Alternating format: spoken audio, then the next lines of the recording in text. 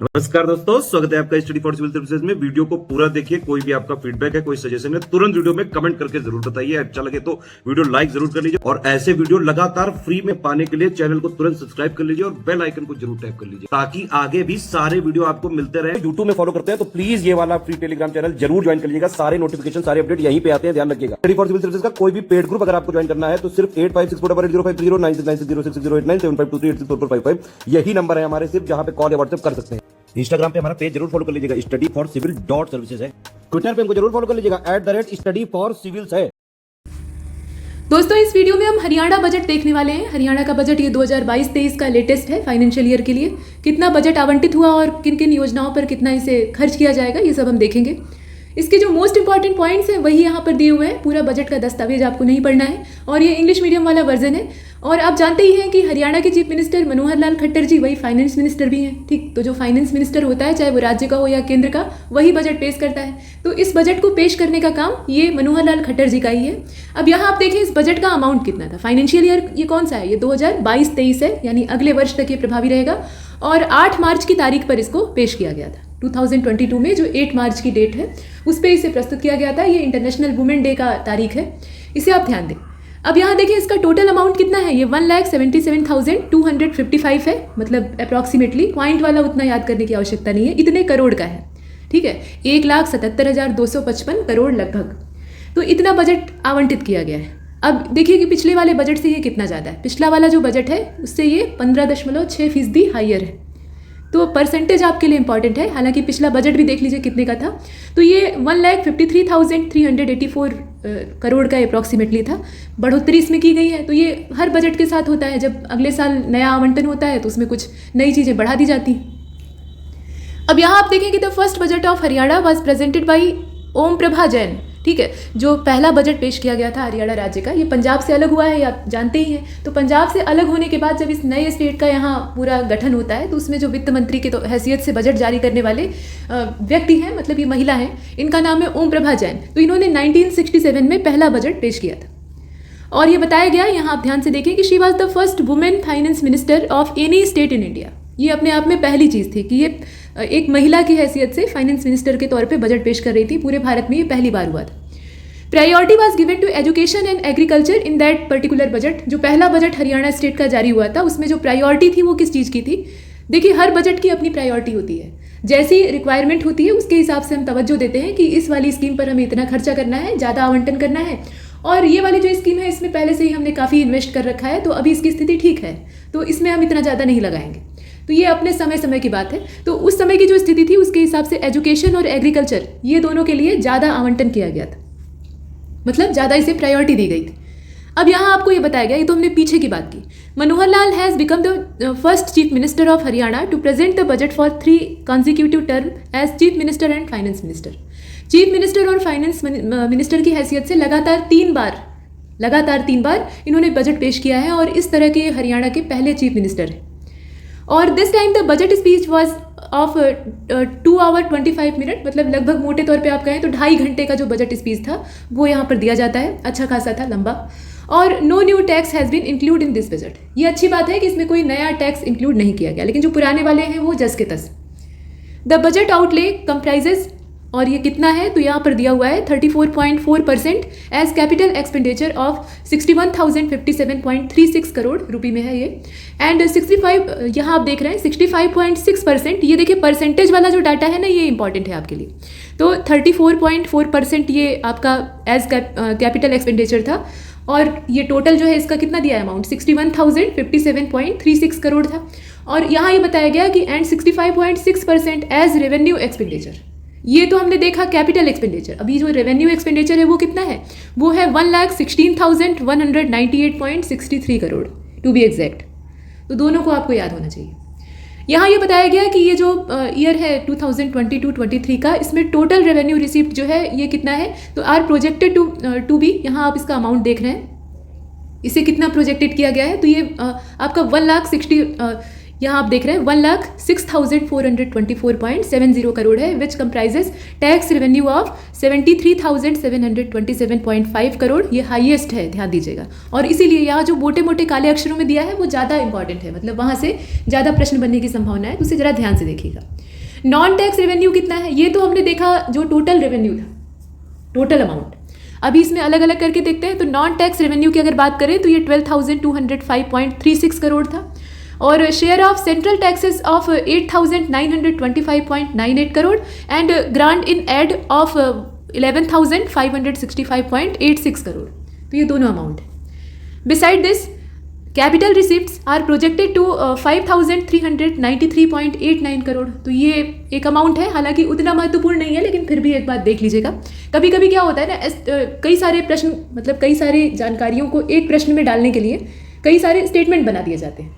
अब उन स्टेटमेंट को आधार बना के आपसे पूछ लिया जाता है कि इसमें कौन सा ट्रू है और कौन सा फॉल्स है, या कौन सा करेक्ट है कौन सा इनकरेक्ट है, ऐसे पूछ लिया जाता है। तो बजट वाले क्वेश्चन ज़्यादातर ऐसे ही बनते हैं। आजकल पेपर को थोड़ा हाई लेवल का बनाने का, खासतौर पे प्रीलिम्स का, तो ट्रेंड बढ़ गया है। आयोग जो है, जितने भी स्टेट लेवल के PSC आयोग हैं, तो उनके अंदर ये ट्रेंड है, जो क्वेश्चन है उसको कठिन बनाने की कोशिश करते हैं, तो उसमें ऐसी कोशिश वो कर सकते हैं। अब यहाँ आप देखें इसके आगे की चीज़, तो द बजट एलोकेशन ऑफ 2022-23, ये जो एलोकेशन लेटेस्ट बजट वाला है, has been aligned with the sustainable development goals. इसे अलाइन किया गया है किसके साथ? SDG के साथ। जो 17 गोल्स हैं हमारे, जिसे कि 2030 तक हमें अचीव करना है, उसके साथ इसे अलाइन कर दिया गया है। तो आप जानते ही हैं कि उसमें जो लक्ष्य रखे गए हैं उनका खुद पर्पज़ क्या है? समग्र विकास, ओवरऑल डेवलपमेंट करना, चाहे वो पुअर्टी मिटाना हो, या हंगर को जीरो करना हो, या एजुकेशन को परफेक्ट बनाना हो, तमाम चीज़ें उसमें हैं, वो आप जानते हैं। तो उस पर इसे टोटली अलाइन कर दिया गया है। ये अच्छी बात है, इससे डेवलपमेंट बेहतर होगा अगर सही तरीके से चल पाया। अब देखिए, out of the total budget rate 1,14,444.77 crore, मतलब लगभग ये 1,14,000 के आसपास है। मोटे तौर पे आप याद रख सकते हैं, एकदम एग्जैक्ट इसका आंकड़ा याद करने की आवश्यकता नहीं है। तो has been allocated for SDG related scheme being implemented in the state. आप खुद सोच कर देखिए कि इतना ज़्यादा अमाउंट तो अकेले जो SDG रिलेटेड स्कीम्स हैं जो कि स्टेट में रन कर रही हैं, वैसे तो देखा जाए तो ये हर राष्ट्र का अपना कर्तव्य है कि वो SDG को अचीव करे, मतलब मैक्सिमम उसका अचीव करे। 100% पाना तो असंभव है सभी के लिए, और वैसे भी कोविड का जो पेंडेमिक वाला सीक्वेंस चला है, तो उसमें ये और ज़्यादा इम्पॉसिबल सा है कि आप 100% अचीव कर पाएँ। लेकिन मैक्सिमम जितना आप कर सकते हैं उतना करें। तो स्टेट लेवल पर भी इसमें अपना प्रयास आवश्यक है, क्योंकि बहुत सारी स्टेट ही मिलकर तो एक नेशन क्रिएट करती हैं। तो अगर स्टेट का डेवलपमेंट होगा तो नेशन अपने आप डेवलप होगा, मतलब राष्ट्र का विकास होगा। तो ऐसे में हरियाणा राज्य अच्छा प्रयास कर रहा है, इसे आपने देखा। अब यहाँ आप देखें कि the physical defect of the financial year 2022-23 is estimated at 2.98% of GSDP, state level का जो GDP होता है। इसके बाद आप देखें, जिसे कि आप ग्रॉस स्टेट डोमेस्टिक प्रोडक्ट कहते हैं, मतलब GDP से ये थोड़ा सा अलग है, लेकिन यहाँ आप इसे देखें तो as per the budget estimate for 2022-23 which is within the range of 3.5% set by the 15th finance commission. जो 15वां वित्त आयोग है, उसके जो मानक है उसके हिसाब से इसे कितना सेट किया गया था, तो इसकी रेंज 3.5 सेट की गई थी। अब यहाँ आप देखिए, और है कितना, तो ये 2.98 है। अब देखिए, द डेब्ट stock in financial year 2022-23 is estimated to be much lower than the prescribe limit of 33.3% of GSDP recommended by 15th finance commission, और विच इज़ 24.52% ऑफ GSDP। तो इसका परसेंटेज आपको पता होना चाहिए, दोनों ही परसेंटेज आप ध्यान दीजिएगा। अब इसके बाद देखिए, the cumulative capital investment in the state is estimated to be 66,000। ये नियर अबाउट आप 67 भी याद कर सकते हैं, लेकिन एकदम एग्जैक्ट आप देख सकते हैं। तो 66,384.92 crore in the financial year 2022-23। तो इसका अमाउंट आपने देखा। इसके बाद आपको बताया गया कि इन ईयर 2021-22, यानी पिछला वाला जो फाइनेंशियल ईयर था, the contribution from primary sector stood at 17.2%। Primary sector का जो कंट्रीब्यूशन था वो कितना था, वो 17.2% था, और सेकेंडरी सेक्टर का ज़्यादा था, ये 35.3% था, जबकि टर्शियरी सेक्टर का और भी ज़्यादा था, ये कितना था, 47.5% था। तो ये तीनों सेक्टर्स जो होते हैं, प्राथमिक, द्वितीयक और तृतीयक, इनका आपको यहाँ कंट्रीब्यूशन पता होना चाहिए। इसमें प्राइमरी सेक्टर का सबसे कम है।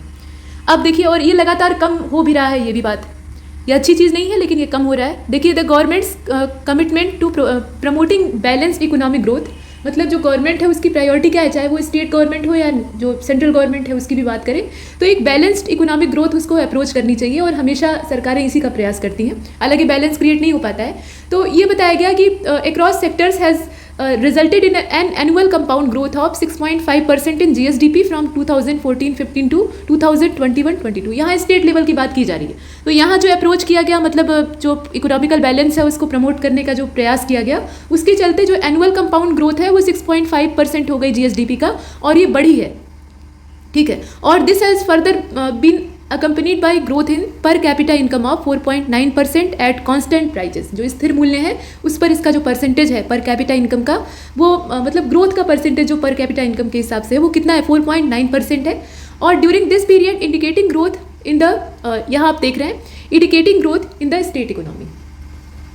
अब देखिए, as a result of prudent physical management all physical parameters excluding the revenue deficit. देखिए, जितने भी फिजिकल पैरामीटर हैं उनको इसमें इन्वॉल्व किया गया है, लेकिन जो रेवेन्यू डिफिक्ट है उसको बाहर कर दिया गया है। Have been bought within the limit prescribe by 15th finance commission under FRBM act. तो ये जो है लिमिट के अंदर है। और देखिए, यहाँ बिजनेस ईयर या फाइनेंशियल ईयर की अगर बात करें तो 2022-23 की अगर बात कर लें तो provision of reserve fund of rate 1000 crore has been made for infrastructure projects on revenue side as per जो कैग क्लासिफिकेशन है उसके हिसाब से यहाँ पर लिया गया है। However this amount is to be utilize for creation of capital infrastructure. तो इसमें यूज़ कैसा हुआ है वो बता दिया गया, लेकिन मेन चीज़ है आपका परसेंटेज या जो आंकड़े इसमें दिए हैं, मतलब जो न्यूमेरिकल वैल्यू है वो ज़्यादा बेनिफिशियल। तो उसको ध्यान से देख लीजिएगा, और आप चाहें तो उसको स्क्रीनशॉट लेकर वहाँ अंडरलाइन भी कर सकते हैं, जैसी आपकी मर्जी, या फिर आप एक सादा कागज़ लेकर बैठिए, उस पर वो पॉइंट नोट करते जाइए, इससे भी हो सकता है। अब यहाँ आप देखिए, the overall dept stock has been contained with dept of GSDP ratio remaining eight 24.98% of for physical 2021-22 जो रिवाइज एस्टिमेट है उसकी बात की जा रही है, as against the limit of 32.6% of GSDP prescribe by 15th finance commission. तो limit का जो परसेंटेज है उससे आपने देखा, और यहाँ पे ये कितना है, 24.98% है। तो दोनों को आप याद रखेंगे। इसके बाद अब यहाँ जो पॉइंट है इसमें आपको बताया गया कि budget 2022-23 reflect the government's firm commitment to substantially boost investment in agriculture rural development. मतलब जो एग्रीकल्चर और रूरल डेवलपमेंट है, क्योंकि एग्रीकल्चर जो है वो रूरल क्षेत्र से जुड़ी हुई है, उसको अलग नहीं कर सकते। गांव और कृषि आपस में बहुत बुरी तरह से अटैच, तो दोनों को एक साथ डेवलप करेंगे तभी ओवरऑल डेवलपमेंट हो पाएगा। नहीं तो अगर हम सिर्फ एग्रीकल्चरल डेवलपमेंट की बात करेंगे तो रूरल डेवलपमेंट उसमें कहीं पीछे छूट जाएगा, और अगर जो रूरल लोग हैं, आबादी है, वही नहीं खुश रहेगी तो फिर एग्रीकल्चर कहाँ से होगा। ठीक है, तो दोनों पर यहाँ पर फोकस किया गया है। और इसके साथ साथ health and education for comprehensive socio economic development या growth of the state. Agriculture और रूरल डेवलपमेंट करेंगे तो उससे क्या होगा, सोशियो इकोनॉमिक ग्रोथ होगी। साथ में अगर हम हेल्थ और एजुकेशन को मजबूत कर लेंगे तो इससे भी अच्छा प्रभाव पड़ेगा, जो आबादी है वो स्वस्थ रहेगी, बीमारी पर ज़्यादा खर्चा नहीं करना पड़ेगा एक साथ। जितने भी पेंडेमिक के आजकल सीक्वेंस एक के बाद एक आ रहे हैं तो उससे आबादी बचकर रहेगी। और कोरोना पीरियड में भी हरियाणा राज्य ने काफ़ी अच्छा प्रदर्शन किया, तो ये देखने वाली बात है। अब यहाँ आप ये लास्ट पॉइंट मतलब बुलेट पॉइंट देख रहे हैं, इसमें बताया गया है कि the government's revenue receipts are anticipated to increase by 14.9% in business year 2022-23 to rate 1,06,424.70 crore from 92,595.78 crores in जो पीछे का ईयर था, इसमें 2021-22 की बात की जा रही है, तो उसमें जो आंकड़ा था उससे तुलना किया गया है कुल मिलाकर। दोनों जो आंकड़े दिए हैं ना उसको आप याद रखेंगे। अब यहाँ पर एक टेबल बनी हुई है, इसमें आपको बताया गया कि total budget of financial year 2022-23 ये कितना है। तो अमाउंट आपने शुरू में ही देख लिया था, ये 1,77,255.99 करोड़ है। अब इसमें डिफिक्ट कौन कौन से हैं इसको आपको देखने की आवश्यकता है। तो देखिए, इसमें बताया गया कि जो रेवेन्यू डिफिक्ट है और रिवाइज एस्टिमेट इसका दिया है, और साथ में बजट एस्टिमेट दिया है। जो रिवाइज एस्टिमेट है उसका रेंज है 2021-22 वाला, मतलब पीछे वाला, और अभी जो लेटेस्ट बजट है उसके हिसाब से एस्टिमेट है उसका, क्योंकि अभी तो आवंटन ही हुआ है, मतलब एलोकेशन हुआ है, बजट का अलॉट किया गया है अलग अलग स्कीम्स के लिए। अभी जब उन योजनाओं में उसे इन्वेस्ट किया जाएगा तब जाकर उसकी एक्चुअल कंडीशन मालूम होगी, तो अभी तो वो अंदाजा ही है, तो इसीलिए यहाँ एस्टिमेट लगाया गया है। अब देखिए, रेवेन्यू डिफिक्ट जो है ये 2021-22 के लिए कितना था, तो ये 12,523.13 करोड़ था, मतलब 1.40%। परसेंटेज इसमें ध्यान दीजिएगा, जो आंकड़े हैं उससे ज़्यादा महत्वपूर्ण ये चीज़ है। और प्रभावी राजस्व घाटा यहाँ आप देख रहे हैं, ये राजस्व घाटा है, मतलब रेवेन्यू डिफिक्ट है, ये प्रभावी राजस्व घाटा है, यानी इफेक्टिव रेवेन्यू डिफिक्ट है। तो एक क्रम से देख लेते हैं। हमने देखा रेवेन्यू डिफिक्ट को, ठीक है, रेवेन्यू डिफिक्ट कितना था, 1.40% था, ये रिवाइज एस्टिमेट है। और जो बजट एस्टिमेट इस बार का लगाया गया है वो है 9,773.93 करोड़, मतलब इतना है, और इसको हम 0.98% परसेंटेज के हिसाब से देख सकते हैं। प्रभावी राजस्व घाटा यानी इफेक्टिव रेवेन्यू डिफिक्ट की बात करें, जो इफेक्टिव रेवेन्यू डिफिक्ट था वो जो पीछे का रिवाइज एस्टिमेट है उसमें 8,157.43 करोड़ यानी 0.91% था, और इस बार का जो बजट एस्टिमेट है उसमें 5,322.14 करोड़ यानी 0.54 करोड़, इसको 54% इसको रखा गया है। और राजकोषीय घाटा यानी फिजिकल डिफेक्ट को अगर देखा जाए तो ये आपका 26,754.23 करोड़, मतलब परसेंटेज वाइज अगर देखें तो 2.99% ये बनता है। इतना था, मतलब रिवाइज एस्टिमेट में ये पीछे का रिकॉर्ड किया गया है। और जो बजट एस्टिमेट है उसमें ये 29,618.32 करोड़, यानी परसेंटेज वाइज अगर आप देखें तो 2.98% ये बनता है। और लास्ट में हम देखेंगे प्राइमरी डिफेक्ट को, तो प्राइमरी डिफेक्ट आपका है 7,364.48 करोड़, मतलब मोटे तौर पे आप कह सकते हैं 7,364, मतलब एक अप्रॉक्सीमेट मान सकते हैं। और परसेंटेज वाला इसका आंकड़ा आप देखें 0.82% है, ये आपका रिवाइज एस्टिमेट है। और जो बजट एस्टिमेट है वो कितना है, वो 8,623.84 करोड़ है, मतलब ये 0.87% बनता है। अब 2022-23 यानी 2022-23 के बजट एस्टिमेट की अगर बात करें तो इसमें फिजिकल डिफेक्ट जो है ये सबसे हाईएस्ट है, सबसे ज़्यादा है।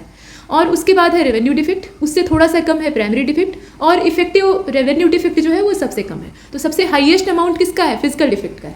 इसको आप याद रखेंगे। ये जो यहाँ दिया हुआ है ना, जो कम ज़्यादा का आंकड़ा दिया हुआ है, तो इसमें पूछा जा सकता है कि कौन ज़्यादा है कौन सा कम है। अब नीचे कॉन्सोलिडेटेड फंड को देख लेते हैं 2022-23 के लिए, और इसमें रुपया आता है रुपया जाता है, ऐसे हम देखते हैं। तो रुपया कहाँ से आ रहा है पहले ये देखने की आवश्यकता है, उसके बाद हम देखेंगे कि रुपया कहाँ जा रहा है। तो रूपी कम फ्रॉम परसेंट में यहाँ सब कुछ दिया हुआ है। स्टेट ओन, ये ध्यान से देखिएगा, इसे थोड़ा सा जूम कर लिया जाए, इसका परसेंटेज बहुत ज़्यादा महत्वपूर्ण है। रुपया आता है कहाँ से आता है और कितना जा रहा है।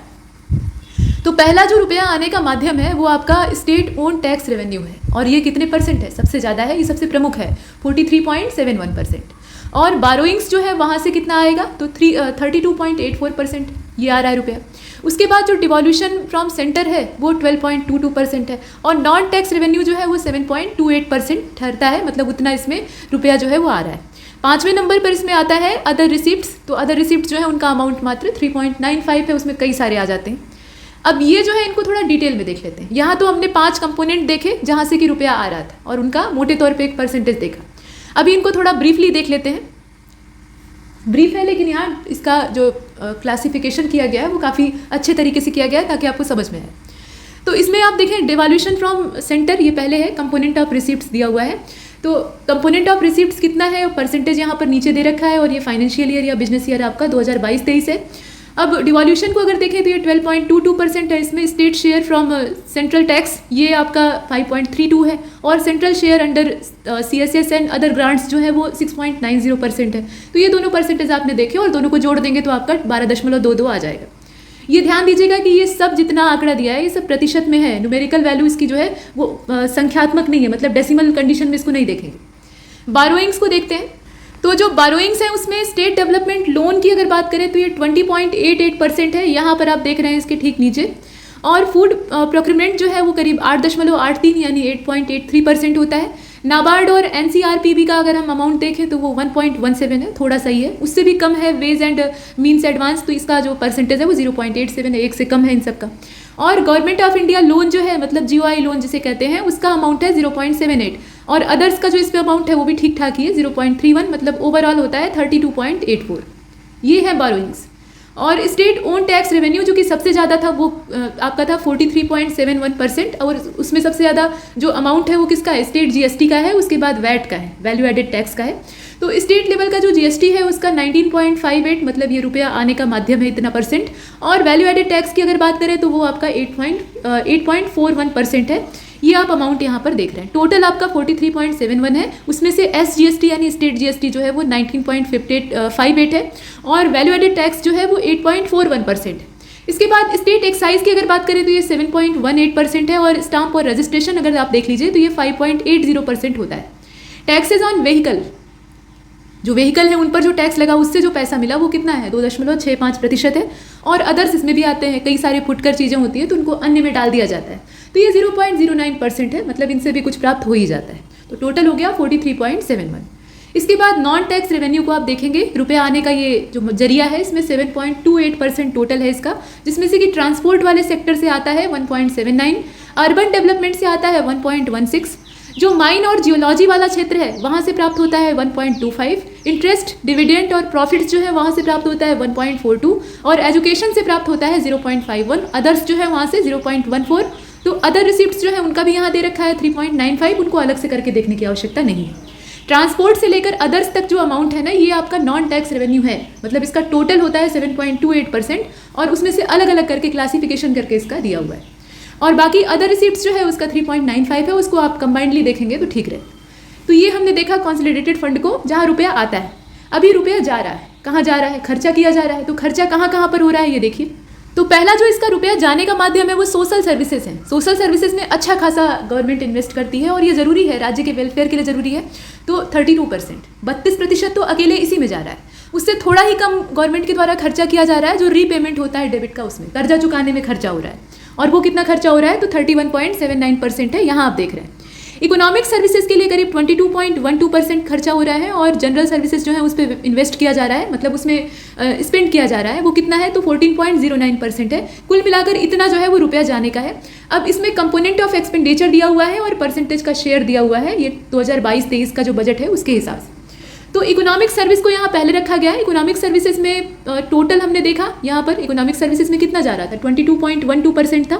लेकिन इसे अलग अलग करके देखें तो एग्रीकल्चर और इसके जो एलाइड सेक्टर हैं, इंक्लूडिंग इरिगेशन एंड जितनी भी सब्सिडी वगैरह आती हैं, मतलब एग्रीकल्चर के क्षेत्र में दी जाती हैं, तो उन सबको जोड़ जाड़ कर जो रुपया जाने का इसमें परसेंटेज है वो 10.58%। ठीक है, 10.58% मतलब 10.5% लगभग ये बनता है। और ट्रांसपोर्ट, सिविल एविएशन, रोड और ब्रिजेस के लिए जो सरकार खर्च कर रही है उनके रख रखाव या उनके बनवाने के लिए, तो उसमें 3.68% होता है। रूरल डेवलपमेंट और पंचायत का डेवलपमेंट ये आवश्यक है, तो इसके लिए 3.88% का स्पेंड यहाँ पे सरकार कर रही है। अदर्स भी इसमें आते हैं, फुटकर बहुत सारे हैं, तो उनको हम अलग अलग नहीं देख सकते हैं, एक साथ देख लेंगे। तो उनका परसेंटेज है 3.98। तो टोटल होता है ये कितना? 22.12%। इसके बाद सोशल सर्विसेज, जिनका कि सबसे बड़ा शेयर है, 32% अकेले यही खर्चा करवा रहे हैं, मतलब आज जो 32% है वो इसी में इन्वेस्ट हो रहा है। तो कौन कौन सी सोशल सर्विसेज हैं? पहली तो है एजुकेशन, शिक्षा सबसे महत्वपूर्ण है और ये एक सोशल सर्विस है। तो इसमें 11.12% अकेले व्यय किया जा रहा है। बाकी सोशल वेलफेयर और न्यूट्रिशन को भी मजबूत करना आवश्यक है, तो इसके लिए 6.82%। हेल्थ और फैमिली वेलफेयर के लिए 4.85 और पब्लिक हेल्थ इंजीनियरिंग के लिए 2.55%। इतना जो है वो सोशल सर्विसेज के सेक्टर में खर्च किया जा रहा है। और अदर्स जो है उसमें रुपया कितना जा रहा है? तो 6.66% जो शेयर रुपए का है वो अदर सर्विसेज, मतलब वो भी असल में सोशल सर्विसेज ही है, फुटकर कई सारी, तो उसमें खर्चा किया जा रहा है। इसके बाद आप जनरल सर्विसेज को देखेंगे तो जनरल सर्विसेज में जो खर्चा हो रहा है उसमें पहला तो एडमिनिस्ट्रेटिव सर्विसेज है और एडमिनिस्ट्रेटिव सर्विसेज में 4.50% अकेले स्पेंड किया जा रहा है। उसके बाद पेंशन देने के लिए, हालांकि अब सरकार ने पेंशन देना कम कर दिया है, बहुत गिने चुने सेक्टर ऐसे बचे हैं जहाँ पेंशन अभी भी है, ये तो ज़्यादातर मामलों में ख़त्म कर दी गई। लेकिन जो भी है पेंशन, उसमें जो खर्चा हो रहा है जनरल सर्विसेज में वो 6.87% है। और अदर्स का अमाउंट भी यहाँ पे है 2.72, तो उसको भी आप याद रखेंगे। ओवरऑल कितना हुआ? तो 14.09%। रीपेमेंट ऑफ डेबिट को अगर देखें तो 31.79% इसका टोटल अमाउंट है, जिसमें से कि प्रिंसिपल जो है वो 19.78 है और इंटरेस्ट जो है वो 12.01 है। ये आपका रीपेमेंट ऑफ डेबिट है, इसे हमने यहाँ पर देखा। अब यहाँ अगर आप देखें तो वज्र यानी diamond model for development of Haryana, इसको देखने की आवश्यकता है। बजट 2022-23 का जो यहाँ पूरा सीक्वेंस है उसमें articulates this vision through the Vajra model of growth for Haryana.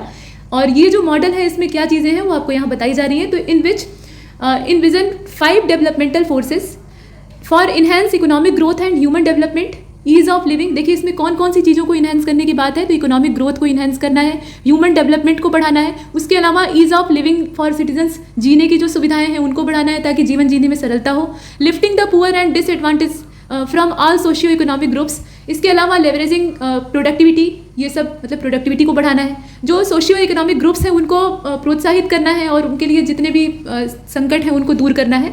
तो कुल मिलाकर जो नागरिक हैं उनका टोटल वेलफेयर इसी तरीके से हो पाएगा। तो कई सारे इसके टारगेट हैं और इसमें जो 5 मॉडल्स हैं उनको हम डिटेल में भी नीचे देखेंगे, ठीक। और टोटल इसको मिलाकर कहते हैं डायमंड मॉडल या वज्र मॉडल। अब ये 5 फोर्सेस कौन कौन से हैं तो इसको आप देखें। अब देखिए इसमें और भी चीज़ें हैं, जैसे कि productivity through increase adoption of technology accompanied by employment and entrepreneurship. इसके अलावा जो 5 फोर्सेस हैं उन्हें अलग देख लीजिए। तो यहाँ पर पहला है समर्थ हरियाणा, और समर्थ हरियाणा जो है ये रिफॉर्म यूजिंग टेक्नोलॉजी, मतलब टेक्नोलॉजी को अपनाकर या टेक्नोलॉजी की पहुँच राज्य में बनाकर इसके जरिए रिफॉर्म ले आना, ये पहला पर्पज़ है और ये पहला मॉडल है। उसके बाद अंत्योदय। तो अंत्योदय में क्या चीज़ है? ये the upliftment of the poorest of the poor, जो गरीबों में भी सबसे नीचे का वर्ग है, सबसे ज़्यादा गरीब हैं, उनको उनके जीवन स्तर को अपलिफ्ट करना, ये इसका मेन पर्पज़ है ताकि वो भी सामान्य जीवन शैली का हिस्सा बन सके। इसके बाद सतत विकास है, सस्टेनेबल डेवलपमेंट पे आपने पीछे देखा ही कि बजट में कितना एलोकेशन किया गया था, ढेर सारा अमाउंट। इसके बाद आप देखें संतुलित पर्यावरण को भी बैलेंस करना आवश्यक है। अगर आप टोटल ओवरऑल ग्रोथ करना चाहते हैं तो आपको प्रकृति को साथ लेकर चलना होगा। प्रकृति की कीमत पर डेवलपमेंट अगर किया तो विनाश तय है, ये आप जानते ही हैं। तो ये सरकार भी जानती है। हालांकि इसमें पूरी तरह से सफलता नहीं मिल रही है, लेकिन कोशिश जारी है।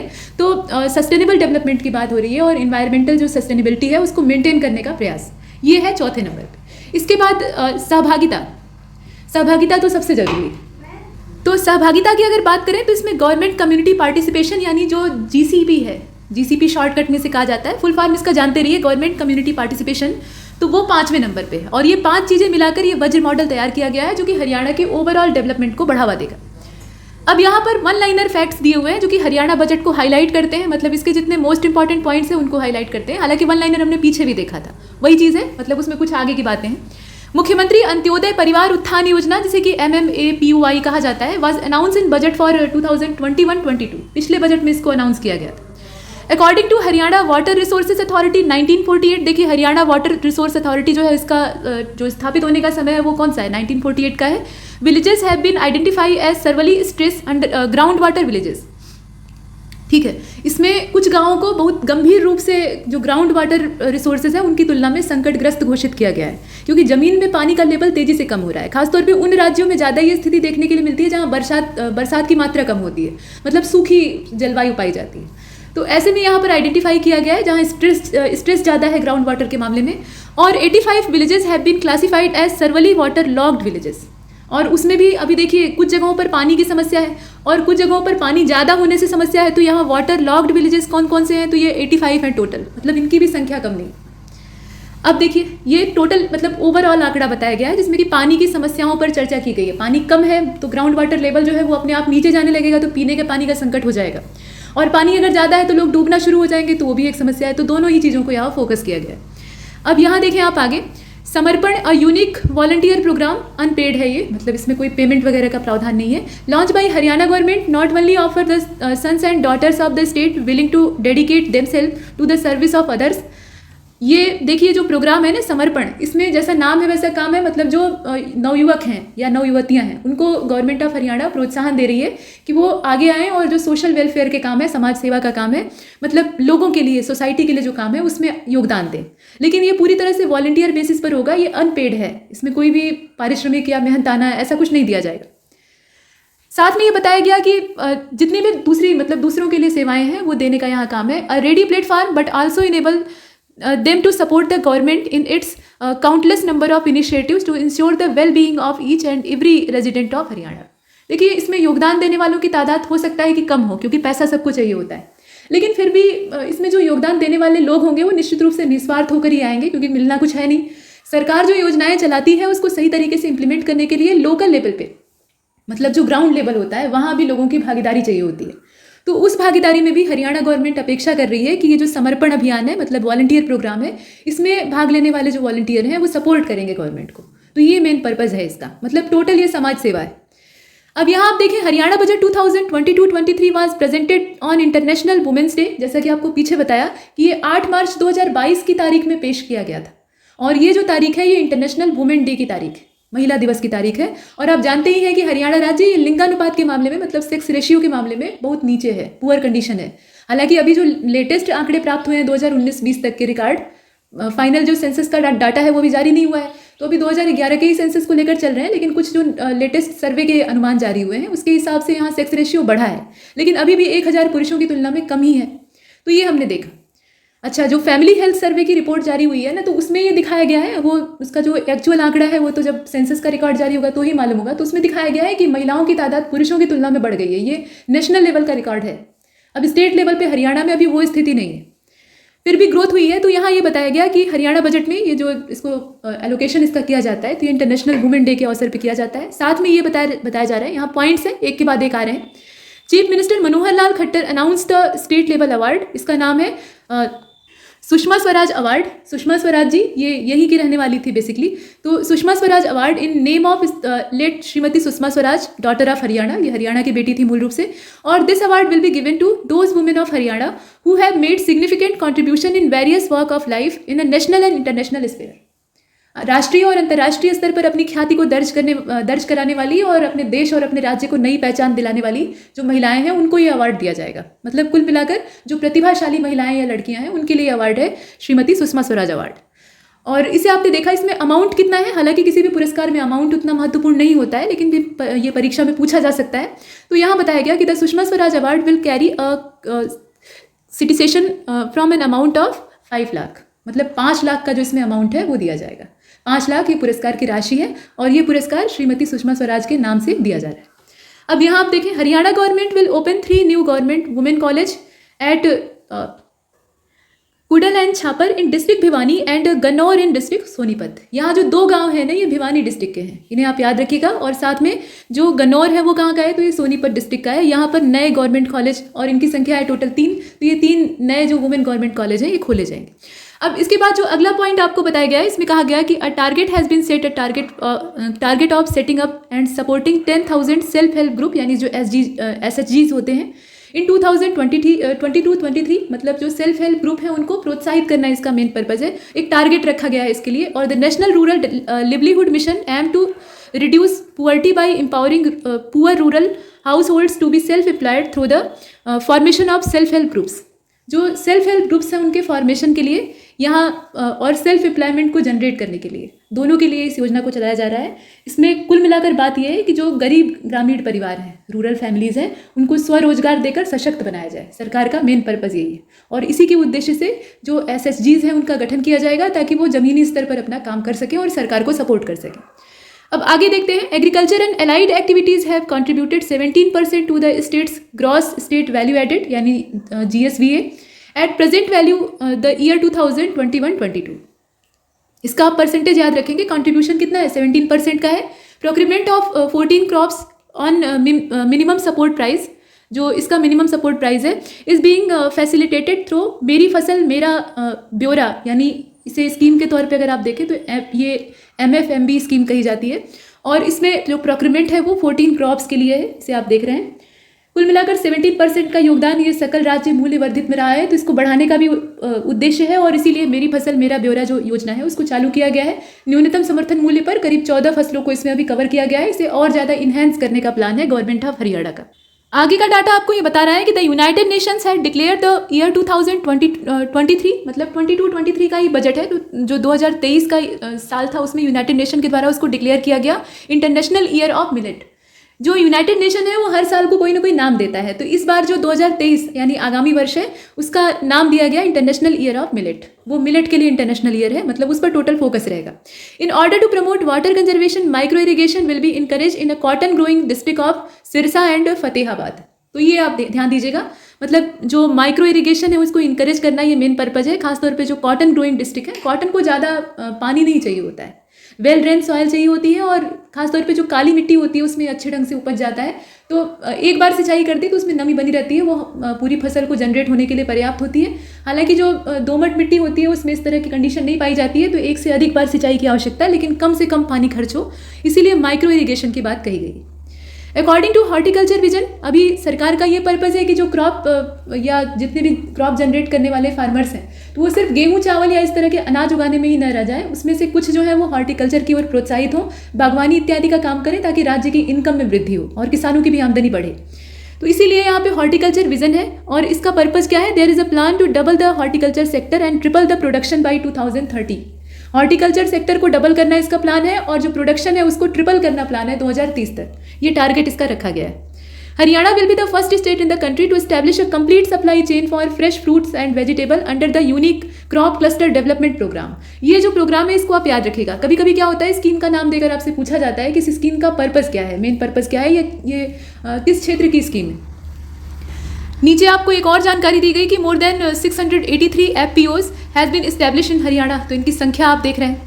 Government of Haryana to include a component of embryo transfer technology, जिसे कि ETT कहा जाता है, where in the livestock farmer would be encourage to adopt ETT for indigenous cattle and would be provided incentive of 10,000 for indigenous cattle calves born out of ETT।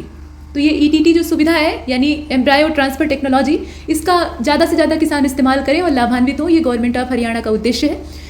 अब यहाँ आप नई चीज़ देख रहे हैं कि a new oil mill of 150 ton per day capacity, ये जो ऑयल मिल है इसकी कैपेसिटी कितनी है, 150 टन पर डे की है। ये रामपुरा में खोली जाएगी। ये HAFED के सौजन्य से खोली जा रही है, मतलब सरकार का तो इसमें सपोर्ट रहेगा ही। और रेवाड़ी डिस्ट्रिक्ट में ये खुलेगी। ये रामपुरा कहाँ पे है, रेवाड़ी में है।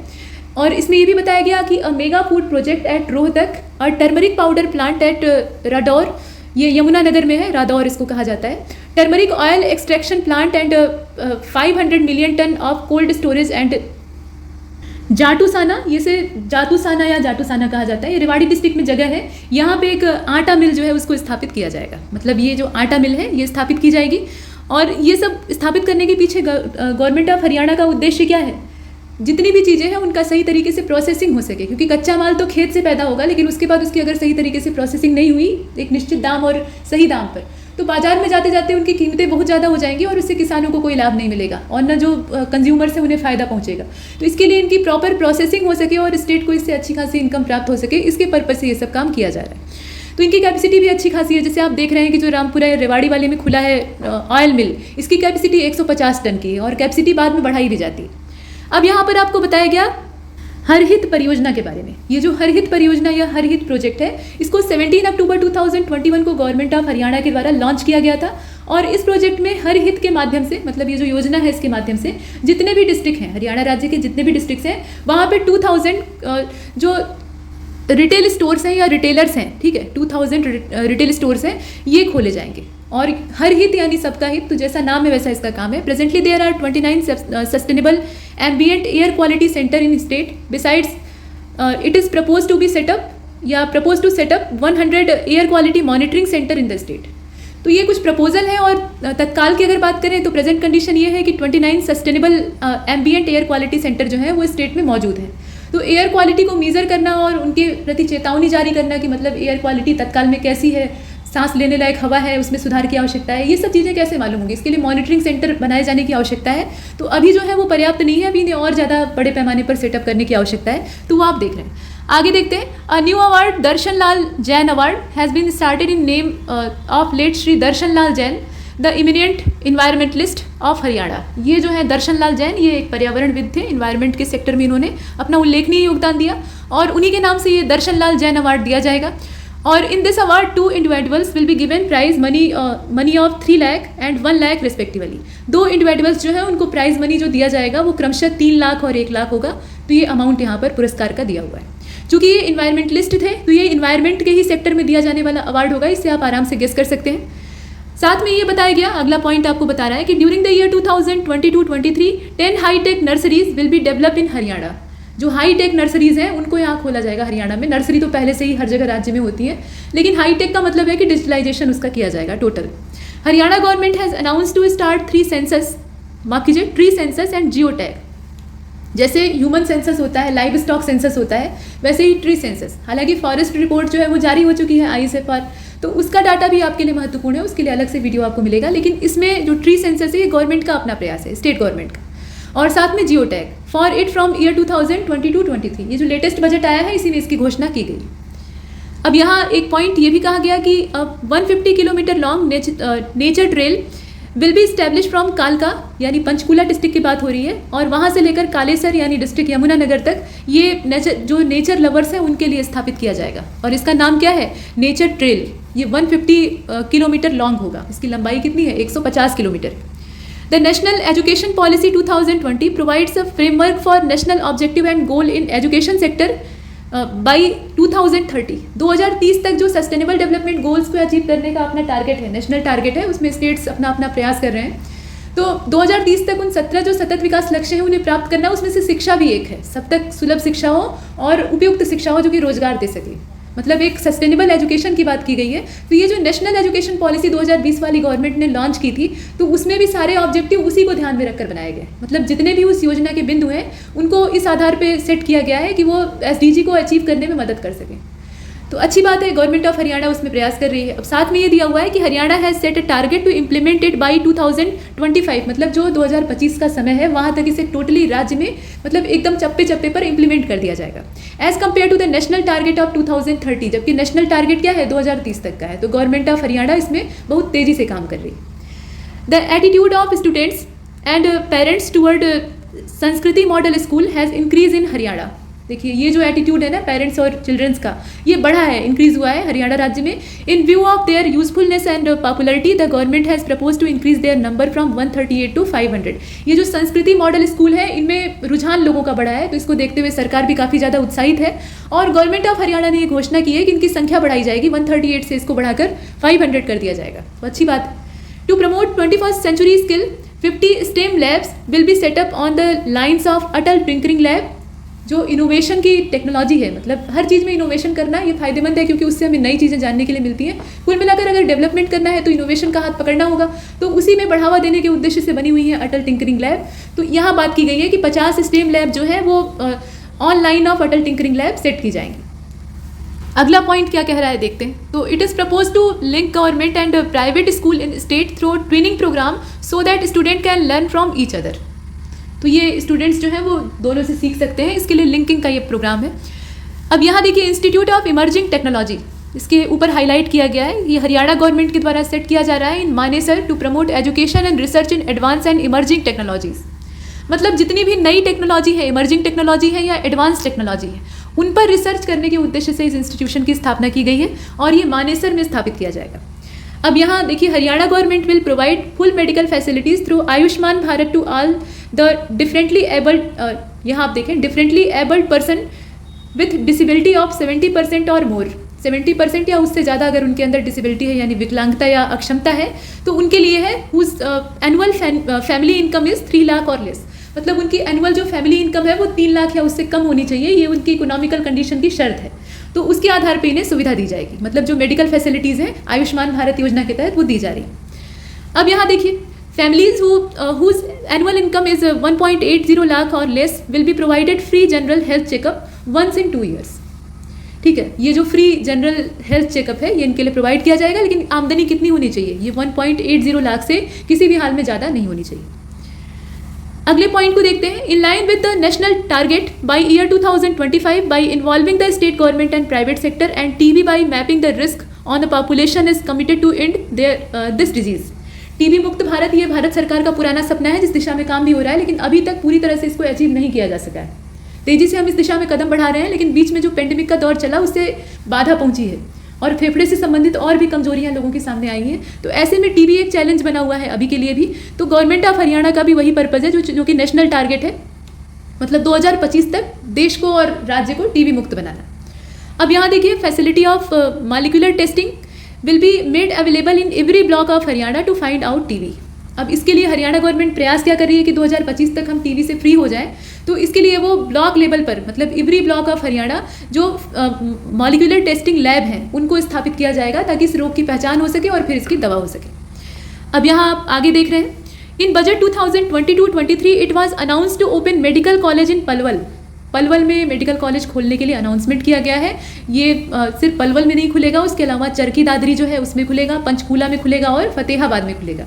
मेडिकल फैसिलिटीज़ के मामले में राज्य सरकार बहुत ज़्यादा अलर्ट है। एजुकेशन और मेडिकल सेक्टर, मतलब हेल्थ वाला सेक्टर, इसके लिए हरियाणा सरकार काफ़ी ज़्यादा प्रयास कर रही है तुलनात्मक रूप से बाकी सेक्टर्स के। ठीक है, तो पलवल, चरखी दादरी और पंचकूला, इसके अलावा फतेहाबाद, यहाँ पे मेडिकल कॉलेज ओपन किए जाएंगे।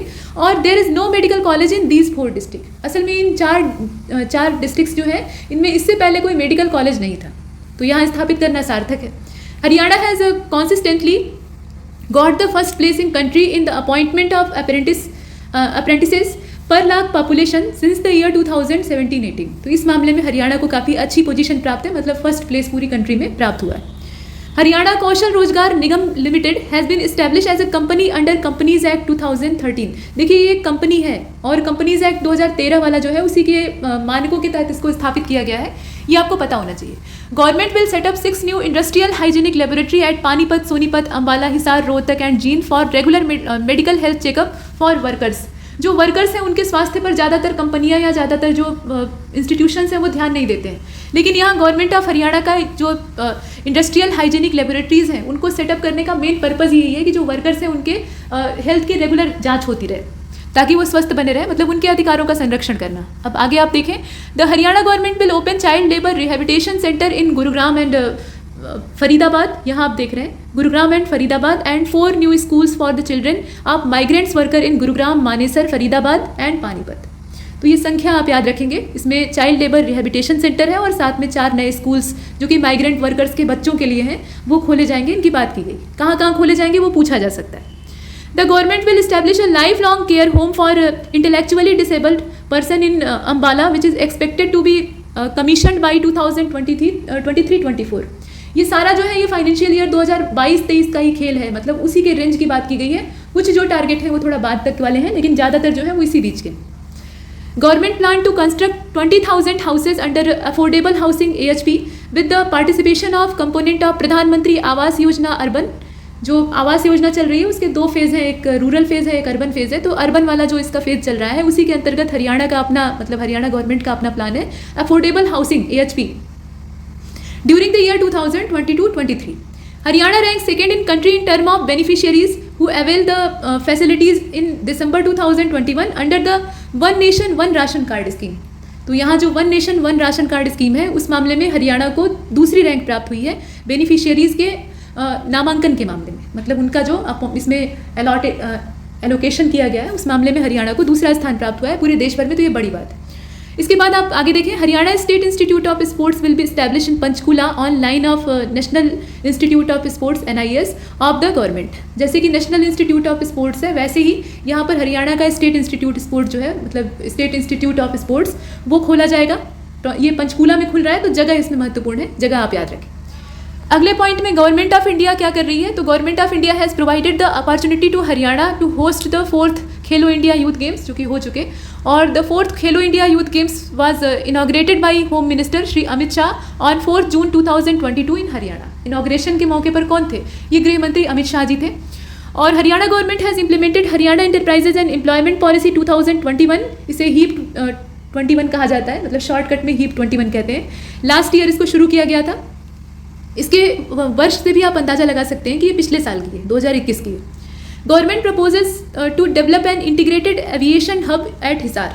जो इंटीग्रेटेड एविएशन हब है उसको हिसार में डेवलप करने का प्लान है, मतलब गवर्नमेंट का भी प्रपोजल है, इस पर काम चल रहा है। और देखें, government has initiated state small revival scheme fund for revival of traditional industries to help socio economically marginalise community. जो सोशियो इकोनॉमिक मार्जिन पर खड़े लोग हैं, मतलब एकदम हाशिए पर खड़े लोग हैं, उनको प्रोत्साहित करना इसका मेन पर्पज़ है। और जो ट्रेडिशनल इंडस्ट्री है उसको रिवाइव करना ये सरकार का मेन पर्पज़ है। और इसमें ये बताया गया कि which include traditional artisans and service sector, मतलब जितने भी हैं ट्रेडिशनल सेक्टर के जितने लोग हैं, सर्विस सेक्टर के जितने लोग हैं, वो इसके दायरे में आते हैं।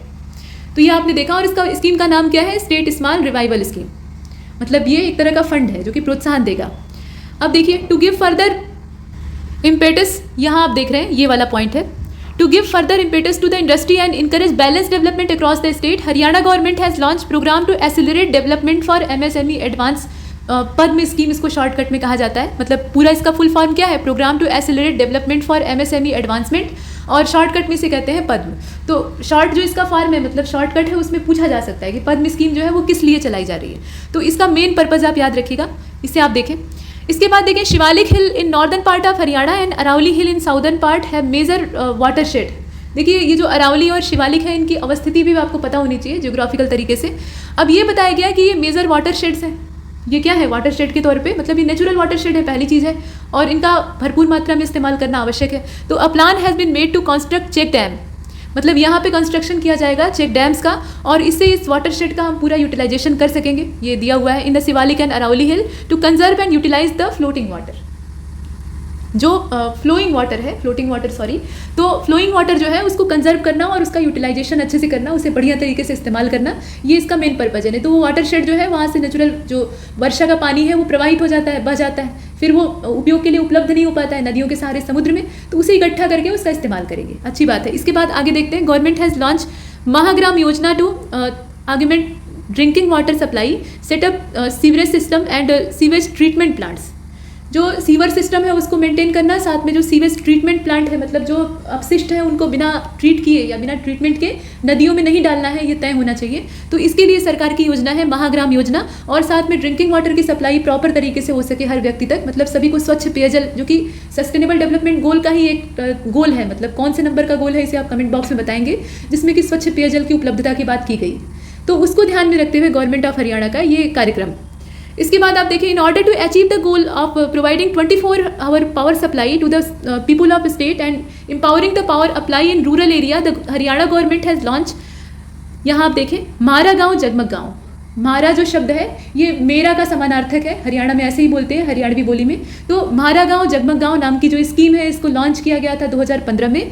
और जैसा इसका नाम है, जगमग गाँव का मतलब क्या है कि यहाँ पर बिजली की पहुँच उपलब्ध कराएंगे, तार बिछाएंगे, खंभे लगाएंगे और बिजली जो है वो गाँव तक पहुँचाएंगे। तो इसका टारगेट है 24 आवर पावर सप्लाई भी देंगे, सिर्फ खंभे लगाना काफ़ी नहीं होता है। तो इस ऑर्डर को उन्होंने अचीव कर लिया है, ये अच्छी बात है। आगे देखते हैं। देखिए, due to reform undertaken in the recent years and steady decline in gross technical and commercial defect, Dakshin Haryana Bijli Vitran Nigam limited has been rank 4th in the country. ध्यान दीजिएगा, ये जो दक्षिण हरियाणा बिजली वितरण निगम है, इसका स्थान कौन सा है? पूरे देश में चौथा है। और नॉर्थ हरियाणा जो विद्युत वितरण निगम है, उसको A+ कैटेगरी में डाला गया है। On ranking given by government of India, Bijli Vibhag Vitran Nigam limited was rank 7th in country with A category ranking. इसको ग्रेड के हिसाब से A प्राप्त हुआ है, और अगर पोजीशन जाननी हो तो 7th पोजीशन पे पूरे देश में दिखाई देता है। Haryana government to install 50,000 solar pumps of 3 horse power to 10 horse power capacity with 75% subsidy in 2022-23। 2022-23 का जो फाइनेंशियल ईयर है, उसमें जो सरकारी योजना है, मतलब ये सेंट्रल गवर्नमेंट की स्कीम है और उसी के तहत स्टेट गवर्नमेंट भी अपना काम कर रही है। तो 50,000 सोलर पंप इसे स्थापित किया जाएगा, और इनकी जो पावर है वो क्षमता मतलब 3 हॉर्स पावर से लेकर 10 हॉर्स पावर के बीच की होगी, जैसा कि क्षमता का पंप स्थापित किया जाए। इसमें आमतौर पे जो बोरिंग का काम है, मतलब अंदर तक गहराई तक बोरिंग कराने का, उसकी भी एक मानक गहराई होती है। उतनी गवर्नमेंट मतलब उतने पे गवर्नमेंट सब्सिडी के लिए तैयार होती है। तो उतनी गहराई तक बोरिंग किसान को खुद करवानी होगी। उसके बाद जो पंप का सेटअप है वो गवर्नमेंट अपना उसमें प्रोत्साहन देगी। इसे हमने देखा। आगे बढ़ते हैं। Haryana state transport adopted the electronic ticketing system which was launch in April 2022। ये जो इलेक्ट्रॉनिक टिकटिंग सिस्टम है, इसको लॉन्च किया गया था अप्रैल 2022 में। और ट्रांसपोर्ट सेक्टर है हरियाणा स्टेट का, उसने इसे अडॉप्ट किया है। Haryana will become the first state in the country to implement a comprehensive electronic ticketing system link to the national common mobility card, जिसे कि NCMC कहा जाता है, with a centralize information and management system. तो ये अपने आप में पहला राज्य है पूरे देश का जो कि इस प्रकार का इलेक्ट्रॉनिक टिकटिंग सिस्टम लॉन्च किया हुआ है, और उसे अडॉप्ट भी कर लिया गया है। मैक्सी कैब पॉलिसी जो है ये नई है, और इसको प्रपोज किया गया है। किस लिए प्रपोज किया गया है, उसका पर्पस देखिए। Introduce to provide point to point transport option to the people. लोगों को प्रोवाइड कराना है, और वो भी क्या चीज़, तो पॉइंट टू पॉइंट जो ट्रांसपोर्ट ऑप्शन है वो अवेलेबल कराना है। अब यहाँ देखिए, a full fledged aero adventure system is being develop at Narnaul to conduct aero sports. जितने भी एरो स्पोर्ट्स होते हैं उनको कंडक्ट कराने के लिए नरनौल में डेवलप किया जाएगा। एंड स्काई डाइविंग, जो आकाश में गोते लगाने वाला खेल होता है, उसको भी यहाँ पर संपन्न किया जाएगा। मतलब उसके लिए एक प्लेटफॉर्म लॉन्च पैड के तौर पे इसे शुरू किया गया है या विकसित किया जाएगा। Night landing facility will be provided for best utilization of these air strips in year 2022-23, मतलब जो फाइनेंशियल ईयर है तत्काल का, उसी की बात हो रही है। तो स्काई डाइविंग तो यहाँ पर उपलब्ध होगी ही, साथ में जो नाइट लैंडिंग फैसिलिटी है वो भी यहाँ पर प्रोवाइड की जाएगी, ताकि एक बेहतर सुविधा उपलब्ध हो सके। To give a boost to civil aviation sector in Haryana, the government has reduce the rate of value added tax on aviation. यहाँ देखिए, जो गवर्नमेंट के द्वारा टैक्स को रिड्यूस किया गया है उसकी बात हो रही है। तो रेट यहाँ पे रिड्यूस हुआ है, वैल्यू एडेड टैक्स किस चीज़ पर, एविएशन टर्बाइन फ्यूल। इस पर पहले कितना था, 21% था, और अभी घटाकर सरकार ने इसे मात्र 1% कर दिया, यानी अच्छा खासा इसमें कमी लाई गई। ये नहीं के बराबर अब हो गया है। The Haryana government has announce the विवादों का समाधान स्कीम। ये जो स्कीम है इसका नाम आप याद रखें, विवादों का समाधान स्कीम। इन बजट 2021-22 यानी प्रीवियस ईयर के बजट में इसको लॉन्च किया गया था। The scheme has been revamped in November 2021 to improve recovery of long outstanding external development fees EDC। ठीक है, जो आउटस्टैंडिंग एक्सटर्नल डेवलपमेंट फ़ी थी उसके साथ इसे इम्प्रूव, जो इसकी रिकवरी है उसको इम्प्रूव किया जाएगा। मतलब 2021 से एक तरह से इसका जो नवीनीकरण का काम है वो कर दिया गया है। और विवादों का समाधान योजना ये काफ़ी प्रभावशाली रही थी। जो स्कीम्स चलाई जाती हैं और उसका अच्छा खासा आउटपुट देखने के लिए मिलता है, गवर्नमेंट उसको आगे भी कंटिन्यू करना चाहती है और उसके लिए बजट अलॉट करती है, तो उन्हीं में से ये स्कीम है। अब यहाँ आप देखिए, in order to promote the spirit of competition between rural blocks and municipal bodies, rural blocks और म्यूनिसिपल बॉडीज़ के बीच में कंपटीशन जनरेट हो सके, ताकि दोनों डेवलप हो, क्योंकि कंपटीशन से डेवलपमेंट होता है, ये सभी जानते हैं। तो यहाँ वही चीज़ है, म्यूनिसिपल बॉडीज़ और रूरल ब्लॉक्स के बीच में कंपटीशन स्पिरिट को डेवलप करने के लिए, प्रमोट करने के लिए a proposal to start mission Abhyudaya block, mission Abhyudaya Nagar programme करके ये जो मिशन है इसको लॉन्च किया गया है। Abhyudaya block and mission Abhyudaya Nagar programme, और इसको बजट 2022-23 का जो भाषण था उसमें लॉन्च किया गया। 2.5 घंटे का भाषण था लगभग, उसमें इस चीज़ की बात की गई। अब देखिए अ न्यू स्कीम, दिव्य नगर स्कीम। अब ये दिव्य नगर स्कीम किस लिए है? तो ये डेवलपमेंट के उद्देश्य से चलाई जा रही है। दिव्य नगर से आप समझ सकते हैं कि नगर की स्थिति को दिव्य बनाना, ये इसका पर्पज है। योजना के नाम से ज़्यादा चीज़ें स्पष्ट हो जाती हैं। तो social, cultural and environmental aspects of urban areas. देखिए अर्बन डेवलपमेंट की बातें अब कम की जाती हैं, हालांकि इंफ्रास्ट्रक्चर का काम अभी भी यहाँ अच्छे तरीके से चल रहा है, लेकिन बात अब रूरल डेवलपमेंट की हो रही है, क्योंकि गाँवों को विकसित करना ये गवर्नमेंट ऑफ इंडिया का मेन पर्पज बन गया है, क्योंकि स्थिति उन्हीं की पिछड़ी है। तो ऐसी स्थिति में अर्बन एरिया में इस तरह की बातें नहीं होती। यहाँ पर कैसा डेवलपमेंट चाहिए? यहाँ सोशल डेवलपमेंट की आवश्यकता है, क्योंकि सोशल जो आपस में लोगों का टच है वो कम हो चुका है और जो सोशल नॉर्म्स है वो नीचे गिर रहे हैं। तो ऐसे में उसे डेवलप करना ये उद्देश्य है। साथ में कल्चरल डेवलपमेंट, कल्चर को लोग भूलते जा रहे हैं, कुछ नया ही कल्चर अडॉप्ट कर रहे हैं, अपना जो धरोहर है उसको भूल रहे हैं। तो कल्चरल डेवलपमेंट करना और इन्वायरमेंट को प्रोटेक्ट करना, ये तो सबसे बड़ा चैलेंज है अर्बन एरिया का। तो इन सब के डेवलपमेंट के लिए यहाँ ये स्कीम लॉन्च की गई है, जिसका नाम है दिव्य नगर स्कीम। अब देखिए इन rural area Haryana has achieve 100% open defection free ODF ग्राम पंचायत, खुले में शौच मुक्त एकदम से घोषित किया गया है। And 422 gram panchayat have also achieve ODF plus status. ODF plus का स्टेटस इन्हें प्राप्त हुआ है। संख्या आप याद रखेंगे 422। आगे जो जानकारी है उसमें आप देख सकते हैं, इन स्वच्छ सर्वेक्षण 2021 का जो स्वच्छ सर्वेक्षण का रिकॉर्ड था, 5 urban local bodies of Haryana. अब ये जो अर्बन लोकल बॉडीज़ हैं कहाँ कहाँ की हैं? तो करनाल की है, रोहतक की है, पंचकुला, गुरुग्राम और Ambala have been recognized as best performing ULBs in category of cities with the population of 1 lakh to 10 lakh. 1 lakh से लेकर 10 लाख की आबादी के बीच में इन्हें बेस्ट परफॉर्मिंग सिटीज़ का अवार्ड मिला है। यहाँ आप देख रहे हैं स्वच्छ सर्वेक्षण में रैंकिंग दी जाती है, तो रैंकिंग की अलग अलग कैटेगरीज होती हैं। इनके नाम आप याद रखेंगे, इसमें करनाल है, रोहतक है, पंचकुला है, गुरुग्राम और अंबाला है। अब देखिए municipal corporation of Gurugram has secured the 4th position among 246 cities of India under the सफाई मित्र सुरक्षा चैलेंज। ये जो स्कीम है इसका नाम क्या है? सफाई मित्र सुरक्षा चैलेंज है। ये एक तरह का चैलेंज है, मतलब एक तरह का टारगेट कहा जा सकता है।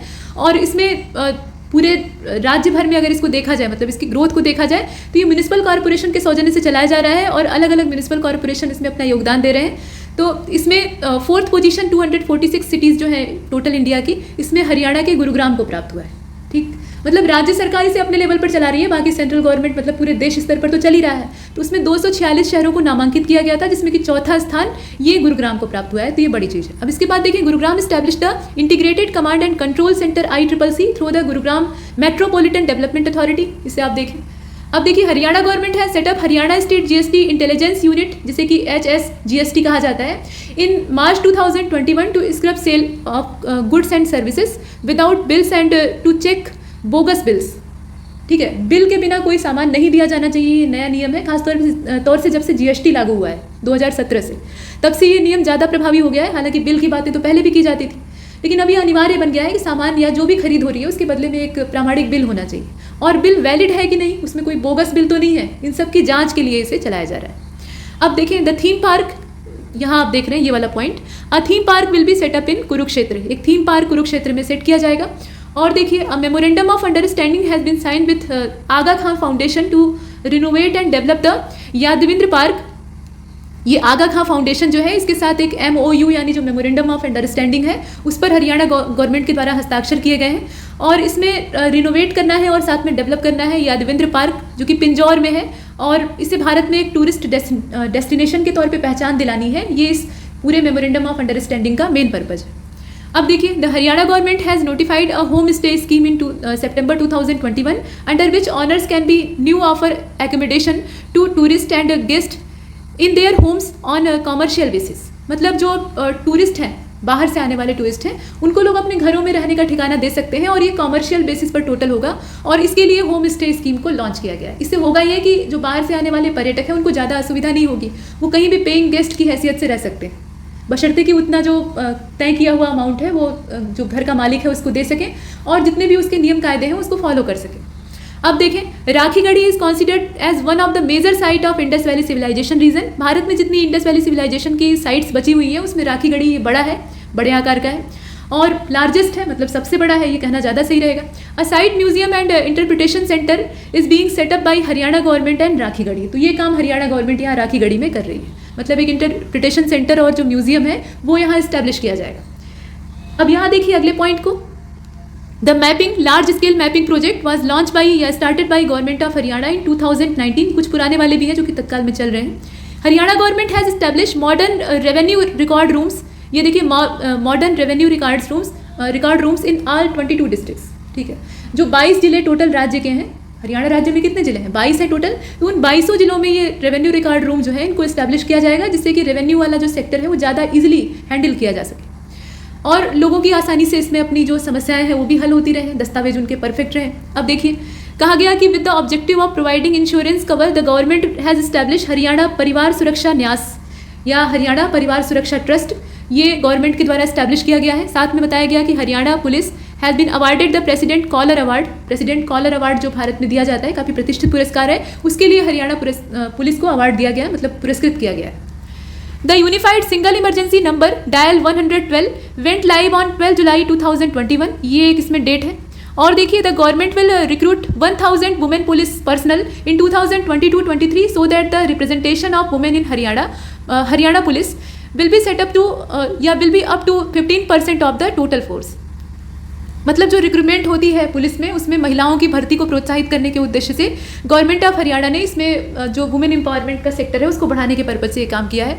और जो महिलाओं का परसेंटेज है उसको बढ़ाकर 15% करने का टोटल फोर्स में ये टारगेट है फिलहाल का। अभी देखिए इसके बाद integrated aqua park centre of excellence will be set up in district Bhiwani district में ये एक्वा पार्क जो है इसको सेट किया जाएगा। और celebrating the commencement of 75th year of our independence, मतलब जो 75 साल पूरे हुए आज़ादी के, तो उस अवसर पे क्या हुआ, HSPV has plan to develop 75 new sector consisting of 40,000 plots in next 5 years. जो अगले 5 वर्ष हैं उसमें 40,000 प्लॉट्स जो हैं उनको कॉन्सिस्ट करना और ये 75 नए सेक्टर्स में डेवलप करना, ये पूरा प्लान है। मतलब आज़ादी के 75 साल पूरे होने के मौके पर ये सब योजना बनाई गई। अब यहाँ आप देख रहे हैं प्रधानमंत्री मातृ वंदना योजना। तो मातृ वंदना योजना की अगर बात करें तो इसके अंडर में जो प्रोग्राम और लॉन्चिंग हो रही है, इसमें बताया गया कि women would given an amount of 5,000 in 3 instalment only for the first child. पहले बच्चे के जन्म के मौके पर 5,000 का जो अमाउंट जो है, ये जो गर्भवती महिला है या जो मतलब सद्य प्रसूता महिला है उसको ये अमाउंट दिया जाएगा। और ये 5,000 टोटल जो इसमें है 3 इंस्टॉलमेंट में दिया जाएगा, मतलब 3 किस्त में दिया जाएगा। ये गवर्नमेंट का अपना प्लान है, लेकिन ये सिर्फ पहले बच्चे पर ही लागू होगा। हरियाणा गवर्नमेंट का क्या है, in budget 2022-23 Haryana government has announce that this scheme of giving 5,000 rupee per beneficiary will be expanded to second child from the state treasury of Haryana. दूसरे बच्चे के जन्म पे भी समान सुविधा ही दी जाएगी, केवल 2 बच्चों के लिए सुविधा हरियाणा में उपलब्ध है। और दूसरे वाले बच्चे के लिए जो ये 5,000 की किस्तवार देय राशि है, इसका खर्चा राज्य सरकार ही वहन करेगी, मतलब ये हरियाणा गवर्नमेंट इसमें अपना खर्चा करेगी। इसे आपने देखा। अब देखिए यहाँ लघु उद्यमिता समर्थन निधि की बात हो रही है। तो to provide incentive to entrepreneurship and small traders and businesses proposal to start a scheme Laghu Udyamita समर्थन स्कीम। ये समर्थन निधि है असल में, और इसी पर चलने वाली समर्थन स्कीम है। जो निधि है एक तरह का ये फंड है और इसकी सहायता से प्रोत्साहन दिया जाएगा, मतलब इकोनॉमिकल जो सपोर्ट है वो गवर्नमेंट देगी। Was made in budget 2022-23। इसका मेन पर्पज़ है जो इंटरप्रेन्योर है उनको बढ़ावा देना, साथ में जो स्मॉल ट्रेडर्स हैं या बिजनेस के इच्छुक लोग हैं उन्हें प्रोत्साहित करना, ये इसका मेन उद्देश्य है। In this scheme interest subvention at the rate of 5% will be given on loan taken from financial institution for individual or family owned businesses और family owned businesses यहाँ आप देख रहे हैं, और businesses दोनों के लिए लागू होता है, subject to a maximum of 15,000 per annum। इसमें जो मैक्सिमम अमाउंट है वो कितना है, 15,000 पर एनम का है। तो अमाउंट भी याद रखिएगा। कभी कभी क्या होता है कि जो अमाउंट होता है ना स्कीम्स का, उसको देकर पूछता है कि बताइए ट्रू है कि फॉल्स है। अ पर्सन और फैमिली हुज PPP यानी PPP verified annual family income of rate 3 lakh और लेस, मतलब 3 लाख है या उससे कम है, will be eligible for this assistant. जो ये असिस्टेंस है गवर्नमेंट ऑफ हरियाणा की, मतलब लघु उद्यमिता समर्थन निधि, उसके लिए जो इकोनॉमिकल कंडीशन है वो कैसी होनी चाहिए, तो 3 लाख या उससे कम सालाना आमदनी होनी चाहिए। अब न्यू स्कीम क्या है, ये हरियाणा मातृशक्ति उद्यमिता के नाम से है, मतलब पूरा नाम है Haryana Matrishakti Udyamita scheme. A new scheme Haryana Matrishakti Udyamita has been announce in Haryana budget 2022-23। जो नई योजनाएं हैं वो तो महत्वपूर्ण ही है, कुछ पुरानी योजनाएं जो पहले से रन कर रही थी उन्हें भी आपको याद रखना चाहिए। खासतौर पे अगर किसी पुरानी योजना का थोड़ा ढांचा बदलकर उसे नए रूप में लॉन्च किया गया है, मतलब उसमें कुछ नए सुधार किए गए हैं, उसे मॉडिफाइड करके लॉन्च किया गया है, तो वो ज़्यादा महत्वपूर्ण हो जाती है। फिलहाल ये मातृशक्ति उद्यमिता ये बिल्कुल ही नई है, 2022-23 की है। और जो वुमेन इंटरप्रेन्योर है मतलब इंटरप्रेन्योरशिप में भाग लेने वाली जो महिलाएं हैं, इस क्षेत्र में महिलाओं की तादाद कम है, तो उन्हें प्रोत्साहित करना इसका पर्पज है। Under this scheme women of those families whose annual income less than 5 lakh, अभी ऊपर आपने देखा कि जो असिस्टेंस था इंडिविजुअल के लिए वो 3 लाख या उससे कम सालाना आमदनी पर था, लेकिन महिलाओं के लिए क्या है, तो 5 लाख से कम की जो एनुअल इनकम है उसमें ये जो असिस्टेंस है ये दिया जाएगा। मतलब 5 लाख सालाना से अगर कम आमदनी है परिवार की तो ये सहायता वो प्राप्त कर सकती हैं on basis of verified data in the family identity card who want to be become an entrepreneur in any enterprises trade और बिजनेसेस। मतलब किसी भी एंटरप्राइज में वो एंटरप्रेन्योरशिप करना चाहती हैं या किसी ट्रेड में ऐसा काम करना चाहती हैं या फिर बिजनेस में ही इस तरह से अपना इनोवेशन करना चाहती हैं, तो उसके लिए गवर्नमेंट यहाँ सपोर्ट देगी। Easy loan will be provided by financial institution up to 3 lakh. Easy loan जो है वो भी दिए जाएंगे। ईजी लोन का मतलब ये है कि आसान किस्तें होंगी उसकी और जो उस पर ब्याज दर होगी वो भी कम होगी ताकि उसे चुकाना आसान हो। अब देखें दिव्य नगर योजना को, हालांकि इसे वन लाइनर फैक्ट में हमने देखा था, लेकिन यहाँ थोड़ा सा डिटेल में। तो अ न्यू स्कीम दिव्य नगर योजना was launch for the development of social, cultural and environmental aspects of urban area. पीछे हमने इस पर चर्चा भी की थी।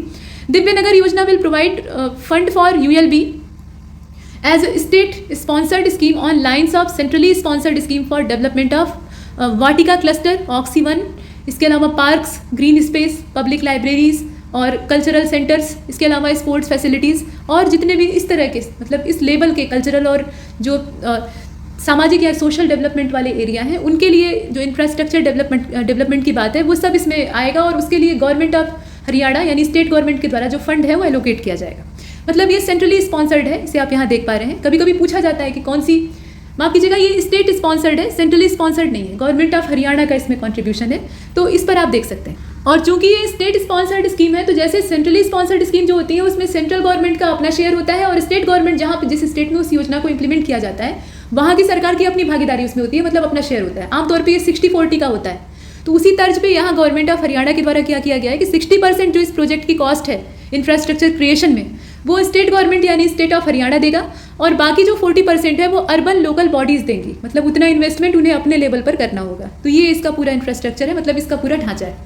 अब यहाँ पर सेक्टोरल एलोकेशन की बात हो रही है तो यहाँ देखें आप, the allocation of rate 20,250.57 crore to education sector in a budget for financial year 2022-23 which is in increase of 17.6% over the rise estimate of the current year. तो ये हमने देखा। यहाँ पर देखिए ये राइज लिखा हुआ है, रिवाइज होना चाहिए था, ठीक है। Revise estimate of current year मतलब जो तत्काल का समय है उसमें जो रिवाइज एस्टिमेट जारी हुआ है उसकी तुलना में ये कितना ज़्यादा है, तो इसमें बढ़ोतरी हुई है 17.6% की। देखिए the allocation of rate 5,988.76 crore to the agriculture and allied sector. अभी तक हमने एजुकेशन वाला देखा तो उसमें कितना था, तो वो 20,250 था, मतलब टोटल एलोकेशन की बात थी। यहाँ पर जो एलोकेशन है एग्रीकल्चर और एलाइड सेक्टर वाला वो 5,988 है और इसमें एलाइड सेक्टर भी जुड़ा हुआ है, ध्यान दीजिएगा, सिर्फ कृषि नहीं है।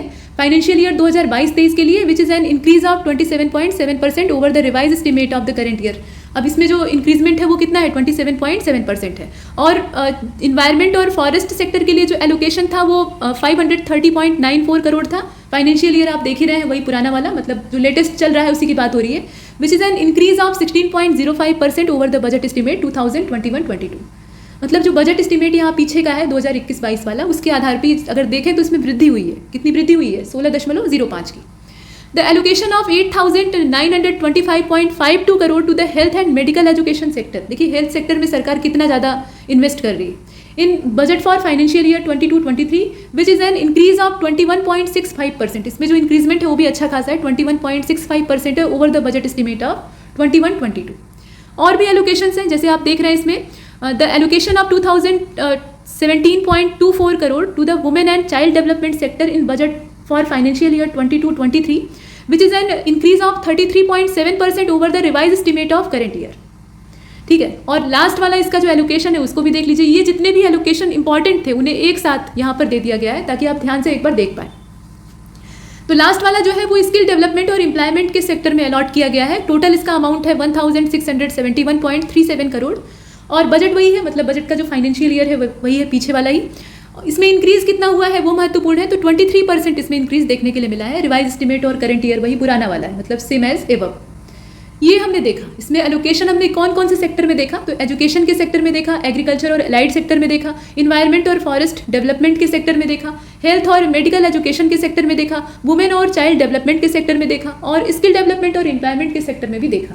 तो ये है बजट एलोकेशन, यहाँ हमने टोटल देखा और यहाँ पर ये समाप्त होता है। ठीक है, इस बजट के पूरे स्पीच का यहाँ अंत होता है। 2.5 घंटे के भाषण को हमने 1 घंटे में ख़त्म किया है। और तब तक के लिए नमस्कार।